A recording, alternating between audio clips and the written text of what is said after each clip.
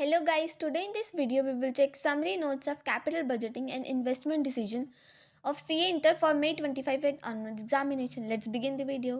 यहाँ पे हमारे कुछ पॉइंटर्स दे रखे हैं जैसे एनपीवी से रिलेटेड, पीआई से रिलेटेड, आईआरआर से रिलेटेड, डिविजिबल से रिलेटेड, एआरआर से रिलेटेड, इंक्रीमेंटल मेथड जो होता है उससे रिलेटेड, ईएएम से रिलेटेड, पे बैक पीरियड से रिलेटेड, डिस्काउंटेड पे बैक से पीरियड से रिलेटेड और एमआईआरआर से रिलेटेड। मतलब ये इस समरी नोट्स में जितने भी capital budgeting and investment decision में जितने भी टॉपिक कवर होते हैं सबके यहाँ पे पॉइंटर्स दे के उनको एक्सप्लेन किया हुआ है विद सम एग्जांपल्स कि आपको समझ आ जाए कि जब एनपीवी पूछा है क्वेश्चन में तो कैसे उसको मतलब कैसे उस क्वेश्चन को ड्रॉ करना है, कैसे करना है, मतलब फॉर्मेट वगैरह सब गिवन है। ठीक है, यहाँ पे हमने सेकंड मतलब स्टार्ट करते हैं हम एनपीवी और पीआई से रिलेटेड।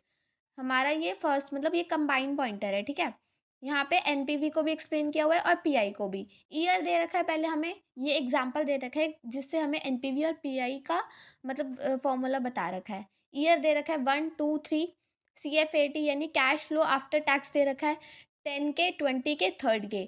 मतलब ये 1 ईयर में 10K का कैश इनफ्लो हुआ, फिर 2K में सॉरी सेकेंड ईयर में 20K का, 3rd ईयर में 30K का। फिर डीएफ डिस्काउंटिंग फैक्टर हमें कितना दे रखा है @10%, उसमें 0.90, 0.82, 0.75 ये निकलता है कैसे, मैं फर्स्ट ईयर का बताऊंगी, फिर नीचे आप इसे अपने आप कर लेना।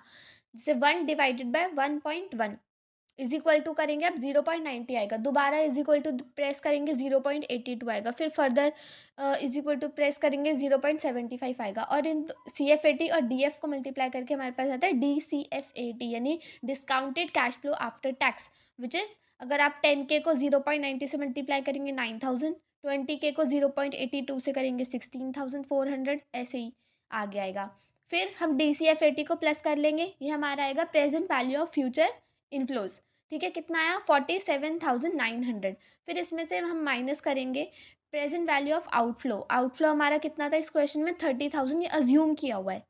ठीक है, फिर A-B करेंगे, फ्यूचर इनफ्लो में से फ्यूचर आउट प्रेजेंट आउटफ्लो को डिडक्ट करेंगे तो यहाँ पे आएगा हमारा एनपीवी निकल के आ जाए which is net present value. कितनी आती है हमारी 17,900।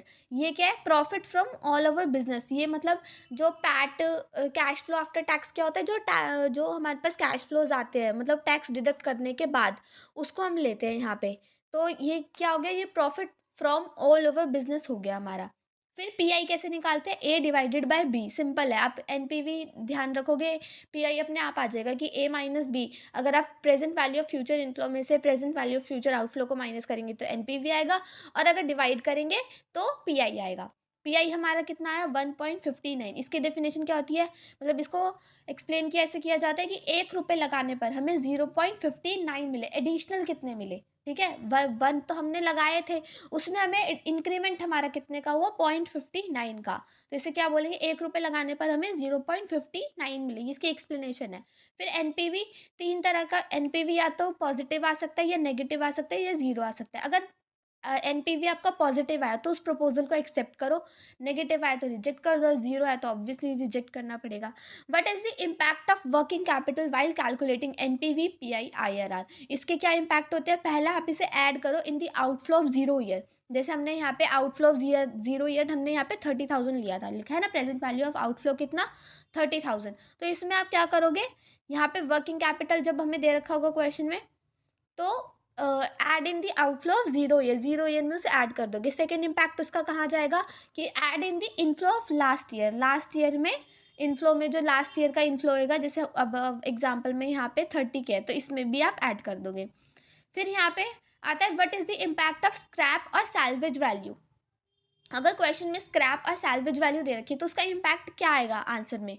जैसे एक एग्जांपल ले रखा है यहाँ पे, एसेट वैल्यू हमारे पास 10 लाख की है, स्क्रैप वैल्यू 2 लाख की है, लाइफ हमें 5 ईयर्स दे रखी है, WDV का रेट दे रखा है 20%। ठीक है, इसका इम्पैक्ट क्या आएगा, आप ना add in the inflow of last year, ये जो इसकी स्क्रैप वैल्यू 2 लाख, जब आप सोचो जब आप मशीन की लाइफ खत्म हो रही है, आप at the end of life मतलब at the end of 5th year आप उसे सेल करोगे तो उसकी स्क्रैप वैल्यू आएगी 2 लाख। तो एक तरह का ये आपका कैश इनफ्लो ही तो इसे जो इनफ्लो है लास्ट ईयर का उसमें ऐड कर देंगे। सेकंड इम्पैक्ट इसका क्या आ जाएगा, जो डेप्रिसिएशन है हमारा, अगर हम एसएलएम से निकालते हैं तो 10 लाख माइनस 2 लाख, मतलब जो उसके एसेट वैल्यू है minus scrap value divided by life which is 5 is equals to हमारे डेप्रिसिएशन कितना आएगा 1,60,000 एज पर एसएलएम। और अगर डब्ल्यू का रेट है तो 10 lakh multiply by 20% is equals to 2 lakh. ठीक है। Then not deduct scrap value while calculating depreciation from W method. ये तो आपको पता ही होगा कि अगर डब्ल्यू से डेप्रिसिएशन कैलकुलेट किया जाता है तो उसमें स्क्रैप वैल्यू डिडक्ट नहीं की जाती है। ठीक है। फिर अब हम यहाँ पे जाएंगे सेकंड पॉइंटर पे। सैल्वेज वैल्यू 2 लाख दे रखी है, expenses incur to sell salvage value is equals to 10,000। मतलब ये जो हम सेल कर रहे हैं, लास्ट में हमारी मशीन स्क्रैप में जाएगी, हम उसे सेल कर रहे हैं तो उस सेल करने में भी हमारे कुछ एक्सपेंसेस हो सकते हैं। जैसे डिसमेंटल किया हमने उसे मशीन को, मतलब खोल के उसे बेचना पड़ेगा ना, स्क्रैप में डालना पड़ेगा, तो हमें डिसमेंटलिंग के चार्जेस हो सकते हैं, कुछ भी हमारे चार्जेस लगे उस सेल स्क्रैप वैल्यू से रिलेटेड, तो वो 10,000 दे रखे हमें। तो नेट हमारा जो कैश इनफ्लो हुआ है वो कितना हुआ, 2 लाख हुआ है, नहीं 2 लाख माइनस 1 लाख विच, सॉरी 2 लाख माइनस 10 के, यहाँ पे 1 लाख नहीं, यहाँ पे 10 के, 2 लाख माइनस 10 के विच इज इक्वल टू 1,90,000। फिर ऐड इसका इम्पैक्ट क्या जाएगा, add in the inflow of last year. जैसे हम वहाँ पे अब एग्जाम्पल में 2 लाख ऐड कर रहे थे, यहाँ पे हम 1,90,000 ऐड करेंगे बिकॉज ऑफ एक्सपेंसिज इनकर टू सेल सैल्वेज वैल्यू, इसके अकॉर्डिंग। ठीक है। फिर अब हम आते हैं अपने फिफ्थ पॉइंटर पे विच इज़, यहाँ पे हमें ईयर दे रखे हैं 0, 1, 3, 4, 5 में क्या हुआ था, मशीनरी कॉस्ट लगी थी, 7th ईयर में एक्सपेंसेस इनकर हुए थे कुछ। तो ये दे रखे हैं मशीनरी परचेज पहले हमने जीरो ईयर में की 10 लाख में, फिर फर्स्ट ईयर में हमने एडिशनल मशीनरी परचेज की which is equal to 1 lakh, फिर 3, 4 और 5th में हमने मार्केटिंग कॉस्ट लगी 1 लाख की, 7th ईयर में हमने एक्सपेंसेस इनकर किए 50,000 के। इसका ट्रीटमेंट कैसे किया जाएगा, अब आप पहले इसको डिवाइड कर लीजिए between revenue expenditure and capital expenditure. Capital expenditure हमारे कौन कौन से, एक तो मशीनरी परचेज है और एक एडिशनल मशीनरी जो हमने परचेज की वही हमारे कैपिटल है। इसका ट्रीटमेंट कैसे होगा, पहले कैपिटल देख लेते हैं। यहाँ पे जीरो ईयर में जो हमने मशीनरी बाई की 10 लाख में, उसका क्या होगा, जीरो ईयर में यहाँ पे जब हम कैश फ्लो वो बनाते हैं, ये एनपीवी कैलकुलेट करते हैं यहाँ पर, तो यहाँ पे जीरो ईयर में यहाँ पे क्या करते हैं, जीरो ईयर में 10 lakh multiply 1 is equals to 10 lakh, ये हमारा कैश आउटफ्लो है। ठीक है। फिर 1 लाख, फिर फर्स्ट ईयर में क्या हुआ, 1 लाख में हमने ये डिस्काउंटिंग फैक्टर से मल्टीप्लाई किया 0.9, तो ये 90,000, ये भी हमारा कैश आउटफ्लो है। तो प्रेजेंट वैल्यू ऑफ आउटफ्लो हमारा कितना हो गया, 10,90,000। फिर फर्स्ट ईयर की जो एडिशनल मशीनरी बाय की थी 1 लाख की, उसका मतलब उसका ये जो ट्रीटमेंट है ये हमने यहाँ पे फर्स्ट ईयर में कर दिया कि हमने उसे ऐड कर लिया डिस्काउंटेड रेट पे। ठीक है।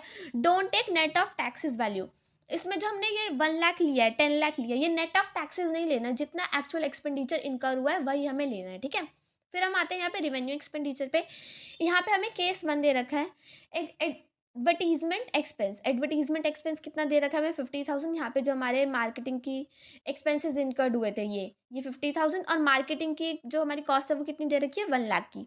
अब इसका ट्रीटमेंट कैसे करेंगे, अगर आप इसे वाइल कैलकुलेटिंग CFAT कंसीडर कर रहे हैं तो ये नेट ऑफ टैक्सेस जाएगा। ठीक है। जब यहाँ पे हम NPV निकालते हैं, यहाँ पे CFAT का कॉलम बनाते हैं ना, अगर आप यहाँ पे तब इसे कंसीडर कर रहे हैं 3, 4 और 5th ईयर में, या फिर जब इसमें दे रखा है जब आप इसे कंसीडर कर रहे हो, तो ये नेट ऑफ टैक्सेस जाएगा, क्योंकि ये जो कैश फ्लो आफ्टर टैक्स, देखो कॉलम का नाम है कैश फ्लो आफ्टर टैक्स, ये ऐसे कैश फ्लोज है जो आफ्टर टैक्स कंसीडर किए जा रहे हैं, तो इसलिए इसका जो इम्पैक्ट आएगा वो नेट ऑफ टैक्सेस होगा। ठीक है।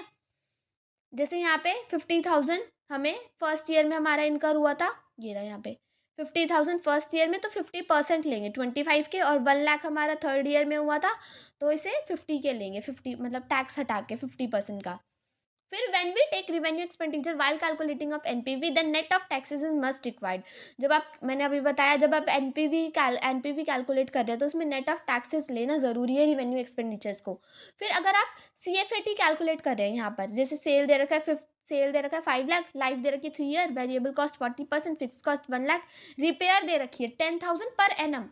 ठीक है। डेप्रिसिएशन दे रखा है 50 के, टैक्स दे रखा है 50%। ये हमारी CFAT की कैलकुलेशन कैसे करते हैं, सेल 5 लाख, 40% हमारा वेरिएबल कॉस्ट था विच इज़ 2 लाख, कॉन्ट्रीब्यूशन आ गया 3 लाख, फिक्स कॉस्ट लेते हैं हम 1,10,000 जो हमारी क्वेश्चन में गिवन थी। अब यहाँ पे देखो, अब हमने रिवेन्यू रिपेयर में जो हमारी फिक्स कॉस्ट एक्सक्लूडिंग डेप्रिसिएशन थी, ये तो हमने 1 लाख पूरा ले लिया। फिर यहाँ पे रिपेयर में भी 10,000 गिवन है, हमने ये भी लिया, इसको 50% क्यों नहीं किया, अरे आप ये तो देखो ना, नीचे जाके टैक्स डिडक्ट कर तो रहे हम 50% का, यहाँ पे 50% पीबीटी के बाद टैक्स डिडक्ट हो रहा है ना 50-70 के, मतलब 50% से जा रहा है, तो हम ऊपर नेट ऑफ टैक्सेस कैसे ले सकते हैं जब नीचे आके वो टैक्स हो रहा है। तो जब हम सीएफएटी कैलकुलेट करते हैं तब हम नेट ऑफ टैक्सेस नहीं लेते। कब कब नेट ऑफ टैक्सेस नहीं लेते बताओ? सीएफएटी की कैलकुलेशन के वक्त नहीं लेते, और कैपिटल एक्सपेंडिचर की कैलकुलेशन के वक्त नहीं लेते नेट ऑफ टैक्सेस। कब लेते हैं? जब हम एनपीवी कैलकुलेट करते हैं, जब लेते हैं। ठीक है, when we take revenue expenditure while calculation of CFAT then net of taxes is not required, net of taxes नहीं लेंगे। फिर हम यहाँ पे कुछ जो मैंने ऊपर समझाया इसी की समरी बना रखी है, समरी ऑफ एक्सपेंडिचर।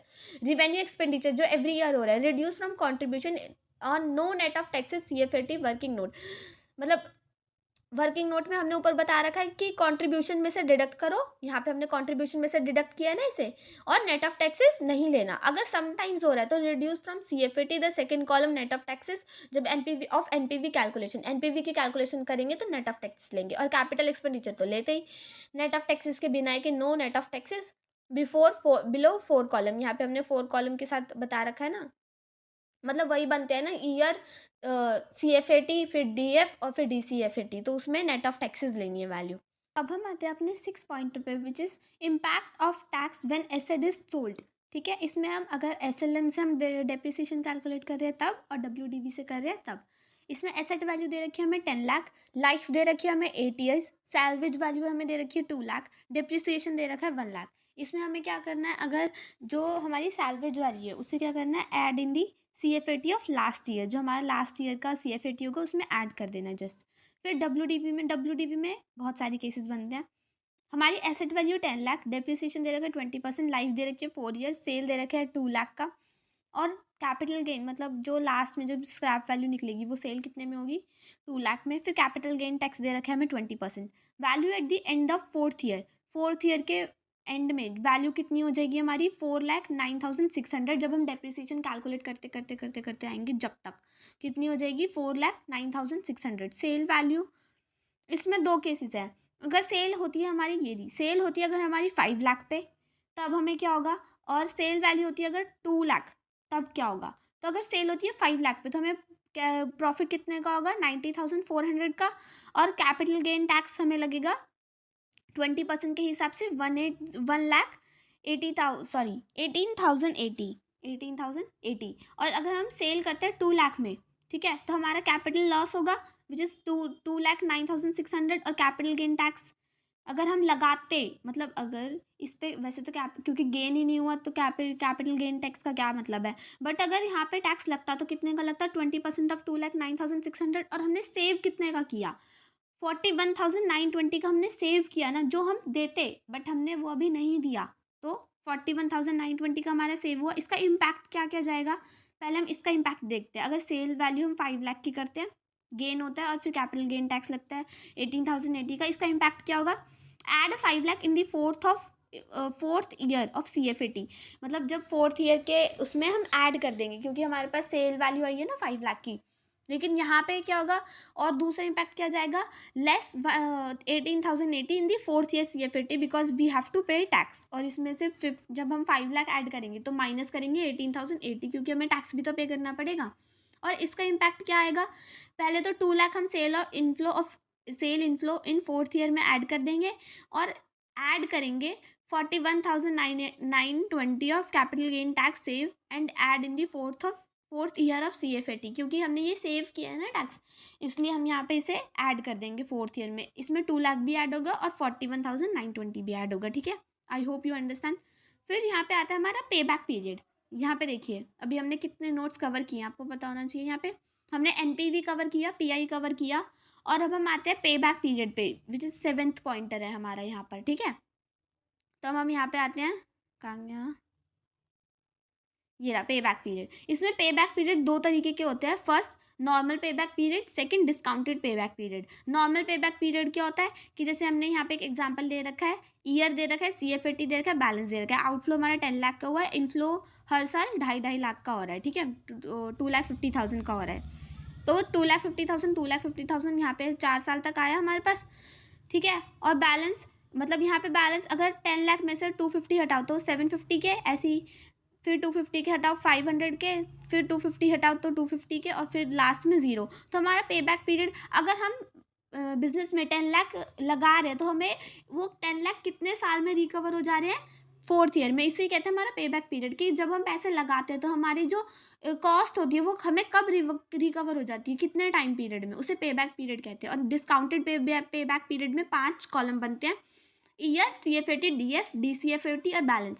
पहले हम जो बैलेंस निकाल रहे थे वो हम CFAT के बेसिस पर निकाल रहे थे, अब हम जो बैलेंस निकालेंगे वो DCFAT के बेसिस पर निकालेंगे।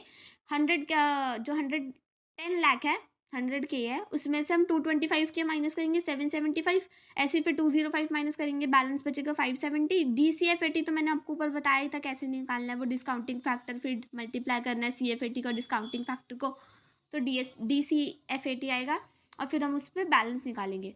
अब देखिए यहाँ पे 5 ईयर्स तक तो सॉरी हाँ 5 ईयर्स तक तो हमारे पास मतलब बैलेंस बच रहा है। फिर उसके बाद अब यहाँ पे हमें कितने चाहिए, 57.5K, लेकिन 6th ईयर में हम कितना अर्न कर रहे हैं, 140K। तो 140K जब हम 365 डेज में अर्न कर रहे हैं तो फिर मल्टीप्लाई करेंगे 57.5K, तो हम कितने दिन में अर्न कर रहे हैं, 150 डेज में। तो इसका पे बैक पीरियड क्या होगा, 5 ईयर्स प्लस 150 डेज।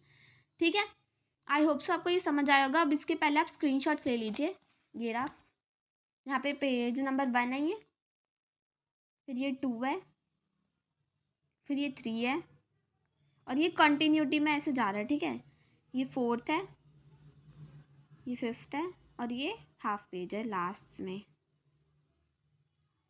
ये दिख रहा होगा आपको, हाँ।